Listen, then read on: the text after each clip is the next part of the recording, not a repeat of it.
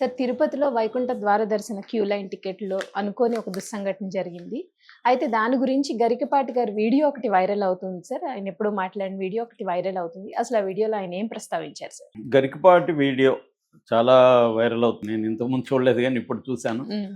ఆయన చాలా బాగా చెప్పారండి. ఆయన ఏం చెప్తున్నారంటే, అసలు ఈ ఏకాదశులేంటి, ఈ ద్వాదశులేంటి, దీనికి గుంపుగా వెళ్ళిపోవడం ఏంటి?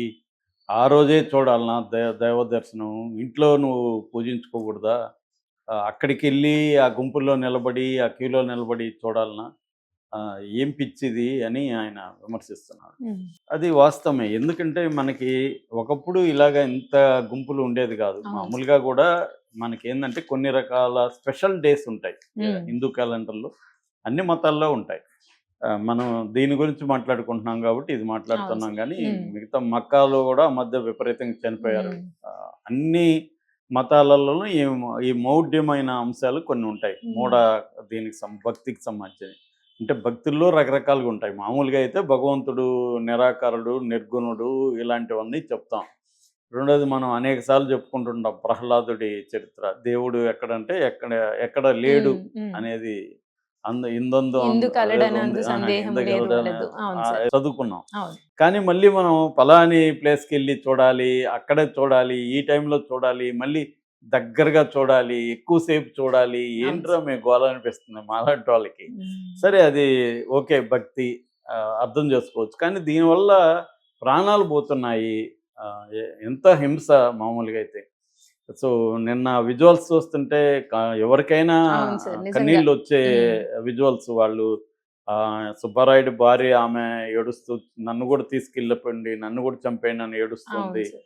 ఇంకొక ఆమె శాంతి భర్త మాట్లాడుతున్నాడు. వాళ్ళందరి విజువల్స్ చూస్తే హ్మ్.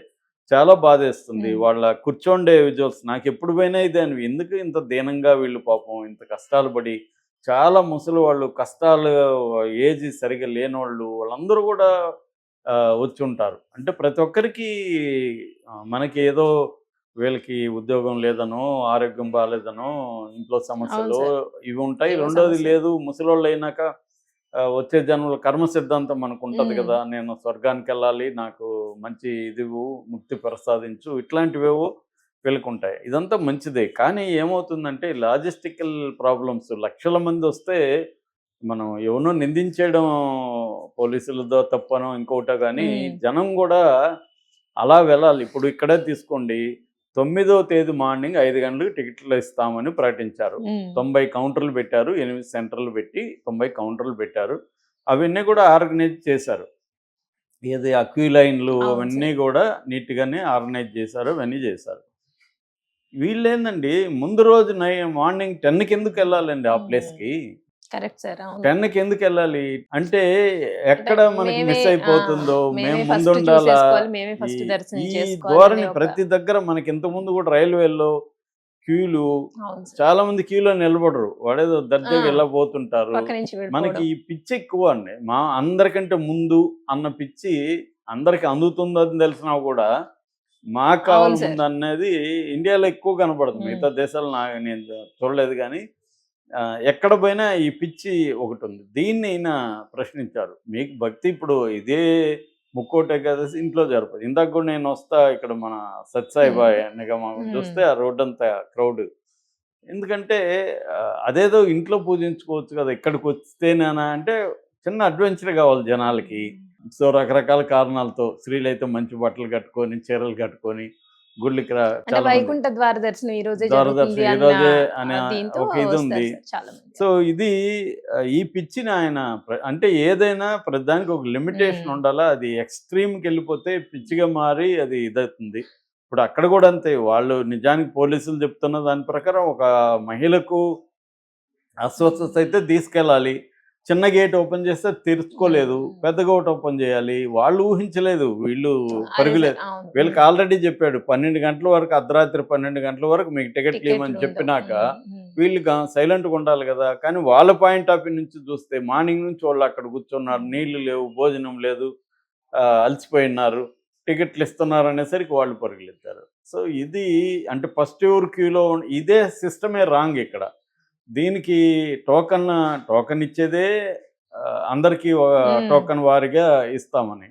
మళ్ళీ టోకన్లప్పుడే చనిపోవడం అనేది చాలా తీవ్రమైనది. ఇది అన్నిందరికి వర్తిస్తది. ఈయన భక్తి గురించి చెప్తున్నాడు కాబట్టి చెప్పాడు. కానీ నిజానికి ఇప్పుడు రాజకీయ సభలలో కూడా ఆ మధ్య చంద్రబాబుది కందుకూరులో చనిపోయారు, గుంటూరులో చనిపోయారు. పవన్ కళ్యాణ్ సభల్లో చనిపోయారు, జగన్ సభల్లో చనిపోయారు. అందరికీ ఈ పిచ్చే ఉంది. పోటీలు అంటే చిన్న వీధుల్లో ఎక్కువ మందిని ఇరికిచ్చి పైనుంచి డ్రోన్స్ తీసి మాకు ఎక్కువ మంది వచ్చారని తెలుగుదేశం, మాకు ఎక్కువ మంది వచ్చారని జనసేన. ఏంటి గొడవలు? ఇప్పుడు అమెరికా లాంటి సిస్టమ్ అయితే అవేముండవు. ఎక్కడో ఒక హాల్ బుక్ చేసుకొని ఇద్దరు వాదులాడుకుంటారు, కొంతమంది ఉంటారు. ఇది టీవీలోనూ చూడొచ్చు. వాళ్ళ టెక్నాలజీ వచ్చింది. ఇది ఇప్పుడు పాతకాలం. అదే విధంగా బ్యాన్ చేస్తే పోతుంది. పబ్లిక్ సభలకి జరపకూడదు. ఏమన్నా ఉంటే మీరు ఇళ్ళల్లో ఎక్కడ చిన్న హాళ్ళల్లో మాట్లాడుకోండి, అవి ప్రసారం చేసుకోండి, లైవ్ చేసుకోండి అనేది చేసుకుంటే ఎవరికి వాడు ఫోన్లలో చూసుకుంటారు కదా. క్రికెట్ ఎలా చూస్తాము అలాగే రాజకీయ సభలు ఉండొచ్చు. అందరూ చేస్తే ఈ గోల్ ఉండదు. ఒక్కరే చేయమంటే చేయలేరు, ఎవరు వాలంటరీగా ఎవరు చేయలేరు. ఇది బ్యాన్ చేయాలి, మోడీ ప్రభుత్వం ఆలోచించాలి. సో అది ఒకటి. రెండోది సినిమాలకు సంబంధించి సినిమా నటులను చూడడానికి కూడా చాలా మంది ఆ మధ్య కొంతమంది చెప్తున్నారు, సినిమా హీరోలకి హీరోయిన్లకి డైరెక్టర్లకు కూడా చాలా ఇబ్బంది. వాళ్ళు ఎక్కడెక్కడో తాకేయడం, వీళ్ళని గిచ్చేయడం, రకరకాల పనులు చేస్తారంట. వాళ్ళ వస్తువులు వాచ్లు దొంగిలించడం. అంటే దాని ఏదో అమ్ముకుందామని కాదు, వాళ్ళది తమ దగ్గర ఉంటే అది గ్రేట్ క్రేజ్ అనమాట. అలాగా.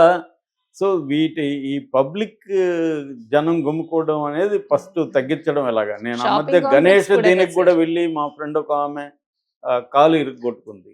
ఆ క్రౌడ్లో కాలు రాడ్ వేయాల్సి వచ్చారు. అంటే ఇటువంటి ఎక్కడ పోయినా ఈ ప్రమాదాలు జరుగుతున్నాయి ఒకటి. రెండవది డిజాస్టర్ మేనేజ్మెంట్ నిజానికి బాగా అడ్వాన్స్డ్ అయింది వరల్డ్ వైడ్గా. ఇండియాలో కూడా డిజాస్టర్ మేనేజ్మెంట్ అంటే క్రౌడ్ కంట్రోల్ అనేది బాగా అడ్వాన్స్ అయింది. దాంట్లో కూడా దాన్ని అమలు చేయడంలో ఎక్కడో లోపం కనిపిస్తూ ఉంది మనకి, సమన్వయ లోపం కానీ ఏదైనా. సో ఈయన చెప్పడం అయితే ఖచ్చితంగా అప్రిషియేట్ చేయాలి. అందరూ కూడా చెప్పాలి మనం, అరే ఈ క్రౌడ్లు ఏంది, ఏదన్నా అక్కడ ఏదో ఫిష్ మనకి చేపల ఇది పెడతారు కదా, అక్కడ అంతే చేప మందు, అక్కడ క్రౌడే. ఎవరు చికెన్ ఫ్రీ అన్నారంటే అక్కడ క్రౌడే. అంటే మన జనం కూడా ఎందుకు పోవాలి shopping malls full crowd. Shopping malls చిన్న బిడ్డలను తీసుకొని వచ్చేసి ఉంటారండి. వాళ్ళని చూస్తే ఇంత చిన్న బిడ్డలు తీసుకొని ఇంత క్రౌడ్కి వచ్చారా వీళ్ళు అనిపిస్తుంది మనకి. మొన్న బుక్ ఎగ్జిబిషన్ పోతే కూడా ఇలాంటి వాళ్ళు చిన్న బిడ్డలను వేసుకొని తిరుగుతున్నారు ఆడ. ఏంది పిచ్చి అనిపిస్తుంది. సో జనం ఏం చెప్పినట్టుగా ఏకాదశో ఇంకొకటో అని చెప్పి పరుగులెత్తాల్సిన అవసరం లేదు. నిజంగా హిందూ మత సారాన్ని నమ్మితే, సారం అనేది ఏం చెప్తుంది, బేసిక్గా దేవుడు నిర్గుణుడు, నిరాకారుడు, ఎక్కడంటే అక్కడ ఉంటాడు, నీలో ఉంటాడు, నాలో ఉంటాడు అని చెప్పినప్పుడు సపరేట్గా ఎక్కడో పోయి ఆ రోజు కొబ్బరికాయ కొట్టేస్తేనే దేవుడు అనే దీన్ని ఈ వేలం వేర్రు అంటారు కదా, దీన్ని తగ్గించుకోవాలి. ఈయన ఆ విషయంలో నేను మొన్న కూడా ఆయన వీడియోలు చెప్పాను. ఆ విషయంలో ఈయన ఎంతో మూఢనమ్మకాలని ఈయన ప్రోత్సహించాడు గరికపాటి. సో ఆ విషయంలో అప్రిషియేట్ చేయాలి. ఎందుకంటే గరికపాటి వాళ్ళు మాలాంటి వాళ్ళు చెప్తే వీడు హేతువాది చెప్పాడని తిడతారు. గరికపాటి లాంటి వాళ్ళు చెప్పాలి. ముఖ్యంగా దేవుడిని నమ్మేవాళ్ళు, ఈ పూజా భక్తి ఉన్నవాళ్ళు చెప్తే ఎక్కువగా ప్రభావం ఉంటుంది. ఇప్పుడు మేము ఏది చెప్పినా నెగిటివ్గా తీసుకుంటారు, అసలు వాళ్ళు యాక్సెప్ట్ చేయరు. కానీ మనం కామన్ సెన్స్తో ఆలోచించాలి. ఇవన్నీ భక్తి వద్దని లేదు, గుళ్ళకు పోవడాన్ని వ్యతిరేకించాల్సిన అవసరం లేదు, వాళ్ళ వ్యక్తిగత ఇది. కానీ ఇట్లాంటి గుంపులు రేపు ఇప్పుడు మహాకుంభ జరుపుతుంది, మరి ఎన్ని ఏర్పాట్లు బాగానే చేస్తున్నట్టుగానే మనకు తెలుస్తుంది. కానీ ఎన్ని జరిగినా జరుగుతాయండి ఖచ్చితంగా.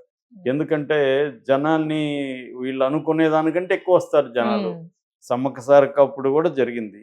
సో ఇవి ప్రభుత్వాలు కూడా ఈ మధ్య ఏంటంటే దీనివల్ల రెవెన్యూ కూడా వస్తుంది, దీనికోసం కూడా వాళ్ళు పెద్ద ఎత్తున చేస్తారు. కానీ మన ఇన్ఫ్రాస్ట్రక్చరు, పబ్లిక్ డీసెన్సీ ఇవన్నీ లేవు, మనకి ప్రాబ్లం ఉంది. సో అందువల్ల ఇవి జరుగుతుంటాయి. ఈ సందర్భంగా గరికపాటికి కొంత మేలు జరిగింది ఒక రకంగా. ఎందుకంటే ఆయన పర్సనల్ ఇష్యూ పక్కకి వెళ్ళి ఆయనకి మంచి మార్కులు వచ్చే వీడియో బయటకు వచ్చింది. లక్కీగా ఆయన సాల్వ్ కూడా చేసుకున్నట్టుగా మనకు కనబడుతుంది. ఏదేమైనా మళ్ళీ గరికపాటి వీడియో వైరల్ అవ్వడంతో ఆయనకు కొంత ఎనర్జీ కూడా వచ్చి ఉంటుంది. దీన్ని ఖచ్చితంగా అమలు చేయాల్సిన అవసరం ప్రభుత్వాల మీద, ప్రజల మీద కూడా ఉందండి. అంటే ఇన్సిడెంట్ జరిగిన తర్వాత, ఒక అపశృతి జరిగిన తర్వాత గవర్నమెంట్ లోపమో లేకపోతే పోలీస్ వ్యవస్థ లోపం అది అనే ఒకటి. దానికన్నా పర్సనల్ గా ఎవరికి వాళ్ళు ఇండివిజువల్ గా కేర్ దాని నుంచి తీసుకుని, నేర్చుకోవాలండి. అవును ఇండివిజువల్ నేర్చుకొని అంటే అది జరగకుండా నా చూసుకోవాలి. ప్రాణం నా కుటుంబానికి ఇంపార్టెంట్ అనేది ప్రతి అవును. ఒక్కళ్ళు గుర్తించుకుంటే ఇలాంటి ఇన్సిడెంట్స్ నుంచి కొంచెం దూరం అవ్వచ్చు సార్. Thank you sir.